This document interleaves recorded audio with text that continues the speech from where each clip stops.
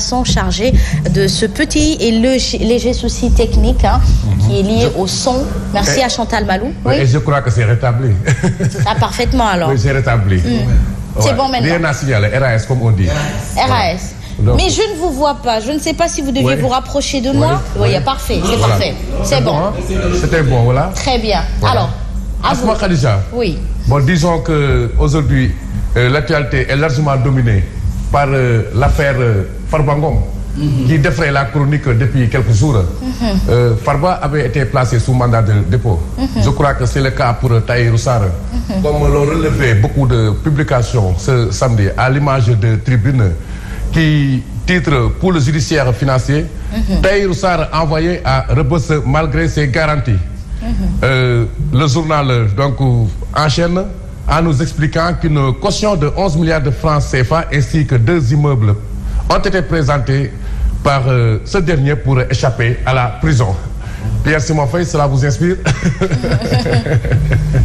caution de 11 millions? Oui, de 11 milliards plutôt. Oui, parce que l'unité de compte présentement c'est le milliard, ce n'est plus le million. 11 milliards. C'est des milliards de francs CFA. Voilà, donc, maintenant, on fonctionne en termes de milliards. On raisonne en termes de milliards. On raisonne en termes de milliards. Disons depuis l'an 2000 dans ce pays. Ah bon? Peut-être c'est le signe d'une amélioration quand même. Pour un pays en ruine. Pour un pays en ruine, dites-vous bien. Pour un pays en ruine. Bon, peut-être que Asma va un peu contribuer en cotisant pour l'aider à peut-être cautionner. Parce qu'on me dit que Asma est très nanti. Ah oui, c'est vrai. Asma est très nanti. Vous m'apprenez quelque chose, Amine? Vous m'apprenez quelque chose sur moi-même. On ne prête qu'aux riches, comme dit l'adage. On ne prête qu'aux riches, comme dit l'adage. Mais pour la caution, c'est à l'appréciation du juge, n'est-ce pas? Oui, c'est à l'appréciation du juge. C'est à l'appréciation du juge. Quand bien même il y a beaucoup de subtilités juridiques qui échappent parfois à nos, à notre entendement en tout cas. De toutes les façons. Mais cela ne signifie pas qu'on est coupable.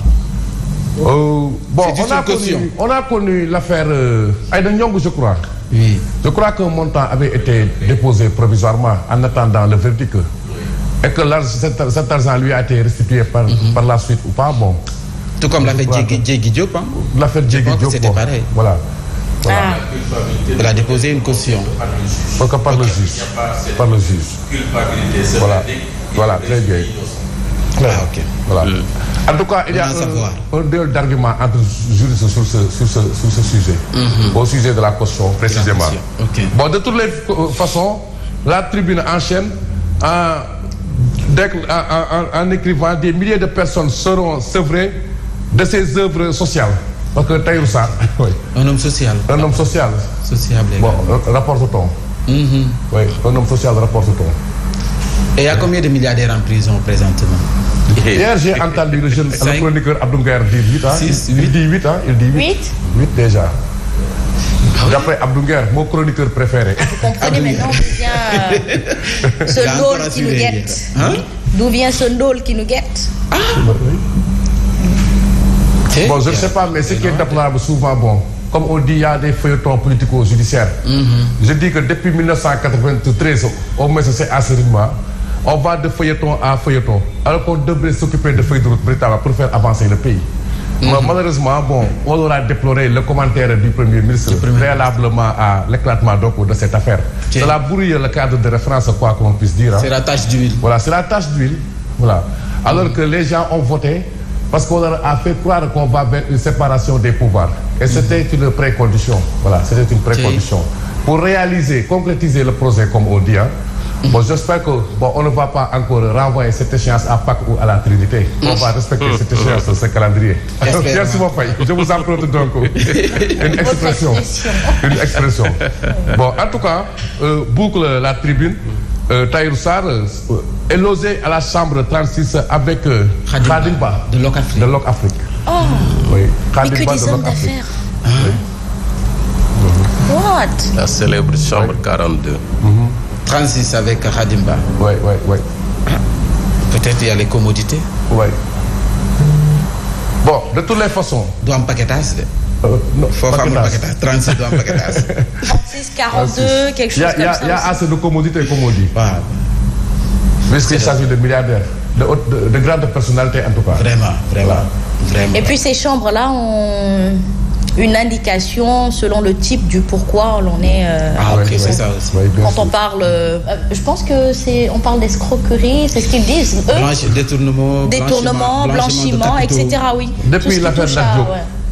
Depuis l'affaire Lat Diop, moi je donne ma langue au chat. Vraiment. Parce que de l'accusation originelle à là où on est descendu aujourd'hui, moi je crois qu'il y a eu beaucoup de variations. Mais où est l'accusateur de Lat Diop? Mais c'est la question que tout le monde se pose depuis lors. Vous savez, il y a beaucoup d'incongruités parfois. C'est comme je vous ai dit à l'entame de mon propos. Dès que la politique entre dans un dossier, finalement cela brouille le cadre de référence. Et on s'y perd facilement. Mais de tout est-il qu'en attendant le verdict, nous enchaînons avec un autre titre du quotidien La Tribune, donc qui, comment dirais-je, revient avec, je crois c'est le capitaine Seydina Omar Touré. Oui. Voilà, Seydina Omar Touré. Il fut capitaine. Le capitaine radié, emporté par une célèbre affaire, une autre affaire politico-judiciaire. L'affaire Adji Sarr. À la tête de l'agence d'assistance à la sécurité de proximité. Vous dites Asma? Ah oui. Quand on est dans la maison de Pandi, on ne parle pas de corde. Oui, il est revenu aux affaires. Oui. À la tête de l'agence d'assistance à la sécurité de proximité, ASP, Omar Touré fait le point. Aucun licenciement n'a eu lieu. Le problème résidait dans le non-respect de la grille salariale. Ah bon? Oui, c'est ce qu'il dit. Le non-respect de la grille salariale. Pour moi, je ne sais pas, il va falloir qu'on nous explique. Vraiment? Oui, il va falloir. Parce qu'il y a un principe. On dit que le salaire, c'est un acquis. La rémunération, c'est un acquis. On ne revient pas dessus. Bon, moi, je ne comprends pas. Voilà. Ce qu'il appelle non-respect de la grille salariale. Salariale. Oui. Après, c'est mon fait. Il va s'expliquer. C'est pas régi, je crois, par le code de la fonction publique. Hein? Les agences d'exécution, comme l'ASP. Oui. Le fonctionnement des dites agences, la gestion de leur personnel, je crois que c'est régi par le code 97-17, le code du travail. Voilà. Il va s'expliquer certainement. Parce qu'il y a une autonomie, disons, relative par rapport à l'administration centrale, qui est régie par justement le code de la fonction publique qui date de 1961. Ouais. De toutes les façons, il faudrait peut-être inviter le ministre de la fonction publique pour revenir un peu sur tout ça. Hein, n'est-ce pas? Le ministre de la fonction, est-ce qu'il ne va pas soutenir la querelle de... Non, mais au moins, il nous donnera des arguments par rapport à tout ce qui se passe dans la fonction publique actuellement. Je pense que là, il doit s'exprimer. Olivier Boucal, coucou. En tout cas, il serait un bon client pour Fabrice Nguema. Pour toute la vérité. Pour toute la vérité. Oui, why not? Rien que la vérité et toute la vérité. Par la vérité. Toute la vérité, rien que la vérité et par la vérité. Bon, ce qui défrait la chronique présentement autour de l'ASP, c'est le recrutement d'une chroniqueuse étiquetée pacifienne. Voilà. Oui. C'est ce qui a ouvert la boîte de Pandore. Alors qu'il y a beaucoup de récriminations. Bon. C'est Ibrahim Benjamin Diagne qui gérait la communication. C'est Ibrahim Benjamin, oui. Le grand journaliste Ibrahim Benjamin Diagne qui a fait les beaux jours de, je crois, RFM. Il n'a pas fait des médias? Non, il a fait RFM. RFM, oui. RFM et Walf. Voilà, Walf. Donc, RFM à la suite de Walfadjri. C'est ça. Mais bon, chacun va avec ses moyens de bord. On était ensemble dans la campagne en 2012. Hein? Oui, dans le cortège de Wade. À l'époque, je crois qu'il s'était établi vers Kaolack. L'étape de Prohan, on l'a fait ensemble. Quand le président Wade était à Prohan. Très bien. Bon, je lui passe le bonjour. Moustapha Sarré, porte-parole du gouvernement. Moustapha Sarré soulève un gros lièvre. Hein? C'est un lièvre dodu, apparemment. Oui. Macky Sall fera inévitablement face à la justice, dit-il. Merci, mon frère. Bon, moi, là encore, il y a incongruité. Je ne comprends pas. On aura parlé d'un célèbre protocole. C'est vrai. Voilà. Vrai ou... Donc, je peux enchaîner. Oui, bien sûr. Aller plus vite. Oui. Parce que le temps que nous est imparti est relativement court. Bon, on y reviendra. Bon, donc en mode accéléré, Asma Khadija, accusé de diffusion de fausses nouvelles et offenses à une autorité, retour de parquet pour Assad Diouf. Bon, je crois que, est-ce que je ne vais pas choisir un autre quotidien? Bien sûr, bien sûr. Voilà, peut-être qui traite d'une actualité, qui a mis à ça une information afférente à l'affaire Tahirou Sarr. Pour rester sur le sujet. Je vais défiler, c'est en bas. L'informateur. Qui nous ramène Farba, Lat Diop et bien sûr Tahirou Sarr, si vous voulez. Oui, l'informateur. Ouais. L'informateur, il est tout à fait à droite. Oui, l'informateur. Parfait, vous y êtes. Voilà. Donc Lat Diop, Farba Ngom, Tahirou Sarr écroué au quartier VIP. Asma, c'est la question que vous vous posiez. Tout à tantôt, Donc vraiment, il y a des commodités. Ah, mais c'est normal aussi. Voilà. Bon, après, c'est normal, c'est des gens qui ont un certain train de vie. Bien sûr, normal. À un certain niveau. Ah, c'est bien. Donc il y a un minimum de convenance à faire prévaloir. En tout cas, on leur souhaite donc peut-être de retrouver dans les meilleurs délais leur famille, parce qu'on ne souhaite la prison à personne. Voilà, véritablement. Bon. Un autre journal qui traite de cette actualité. Asma Khadija, je crois que je vais devoir changer de sujet. Oui, bien sûr. Les quotidiens ou vous avez le quotidien. Il y a l'info. Le quotidien. En bas, oui. Qui vous parle? Non, le quotidien. Oui. Enchaîne avec une autre actualité brûlante de l'heure et qui concerne l'ancien président de la République. Ça nous permet de faire la transition. Oui. Parce que cela a été introduit par Moustapha Sarré, le porte-parole du gouvernement. Donc ça concerne le président Macky Sall. Poursuite contre l'ancien président, Saltan annoncé. Bon, le quotidien est un journal adepte des calembours, les jeux de mots. Donc c'est un calembour établi à partir du nom de l'ancien président de la République, Macky Sall. Saltan annoncé. Bon, pour le moment c'est une annonce. On ne sait pas de quoi cela retourne véritablement. Bon, c'est le porte-parole du gouvernement qui porte l'annonce. On attend de voir. Bon, le quotidien nous apprend dans la foulée le porte-parole du gouvernement qui déclare donc inévitablement il fera face à la justice. Ça veut dire que donc est-ce qu'on va vers le rendez-vous est pris. Rendez-vous est pris. On verra bien. Qui vivra verra, on verra. Bon, vraiment, moi je ne comprends pas. moi vraiment, ça me laisse. Qu'est-ce que vous n'avez pas ça me laisse bouche bée. Qu'est-ce qui vous laisse bouche bée? Parce qu'il y a eu quand même. Il y a aidé Macky Sall à sortir du pays. Oui, mais après, quand on n'a pas le choix, on fait avec les moyens de bord et quand on a une bonne assise, on reprend le... Mais poursuivre Macky Sall au sujet de quoi? De ce fameux rapport de la Cour des comptes? Pourquoi pas? C'est gravissime aussi ce qui a été... Mais ça veut dire que moi je ne comprends pas. Sans être un homme de l'art, un spécialiste à la matière. Bon, au moins, je sais que quand on fait un rapport, il y a des recommandations. Des recommandations qui orientent vers des personnes. Mais moi, c'est ce que je ne vois pas, d'après tout ce qui a été rapporté jusqu'ici. Je ne comprends pas. Mais est-ce que tout se doit... Asma Khadija, depuis 1981, c'est à ce rythme. Abdou Diouf est venu. Il a été porté au pouvoir par la magie de l'article 35. Il n'avait pas cette base politique-là.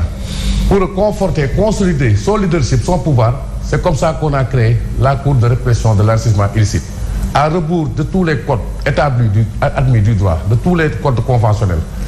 Et après la poursuite donc de deux personnes tout simplement, je crois que ce furent les anciens directeurs généraux de BHS et Sorano, il n'y a plus de poursuite.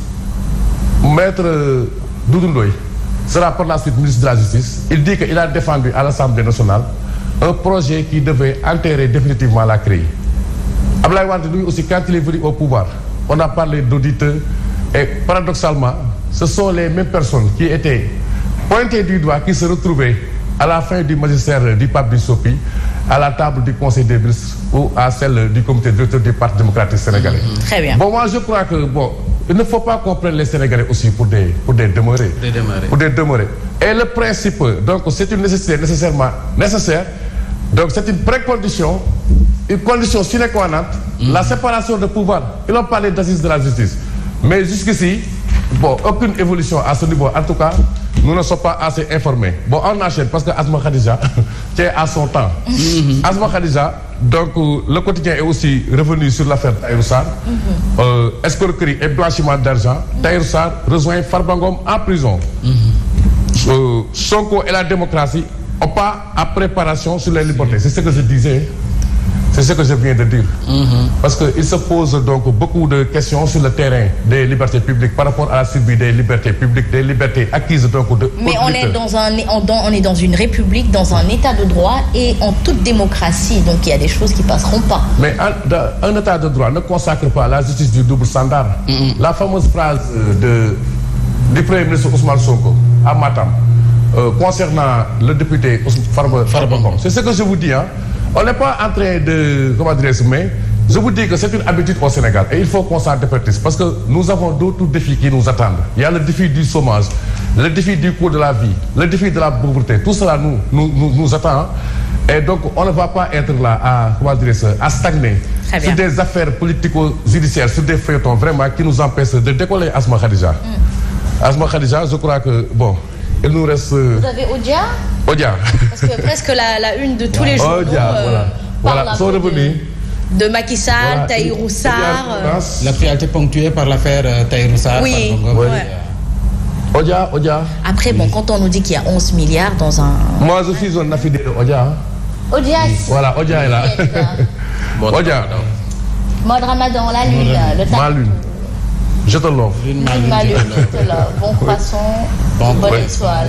Bonne étoile, leur choix est déjà... La lune, ma lune, je te l'offre. Donc, Odia est un inconditionnel. Mais vous savez, Odia a illustré un homme et une femme. Un homme et une femme. Des étoiles. Oui. Bon, c'est un langage. Et ils sont pas habillés en mode Ramadan. Non, ils ne sont pas en mode Ramadan. C'est pour nous dire quoi là? C'est pas recommandé. Odia, que voulez-vous nous dire? Ils sont en mode d'accord. Ils sont en mode tête saison. Voilà.